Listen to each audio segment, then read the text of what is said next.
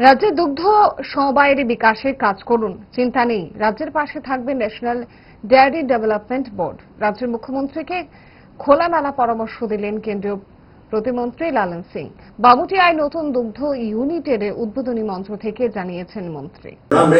सुअर, मुर्गी इत्यादियों को भी आगे प्रोत्साहित बढ़ाने की जरूरत है। हमने मुख्यमंत्री जी को कहा कि हम आएंगे और दिन भर यहाँ मुख्यमंत्री जी के साथ जितना देर उनको समय होगा हम बैठ के national dairy development board, NFDB सभी अधिकारियों को लेके आएंगे। फिशरी सेक्टर में भी कैसे कोऑपरेटिव विकसित हो, मिल्क के सेक्टर में, दूध के क्षेत्र में कैसे कोऑपरेटिव डेवलप हो, इसके लिए आपको अगर आवश्यकता होगी, सहकारिता मंत्रालय को अगर जरूरत होगी तो नेशनल डेयरी डेवलपमेंट बोर्ड भी आपकी मदद करने के लिए यहाँ सदैव उपलब्ध रहेगा। কোনো রকমে নাকে মুখে গুজে সারা দিনের জন্য বেরিয়ে পড়া অম্বলের আর দোষ কি? তাই তারা 5 দশক ধরে গ্যাস, অম্বল ও পেটের সমস্যা একমাত্র সমাধান গ্যাস নয়।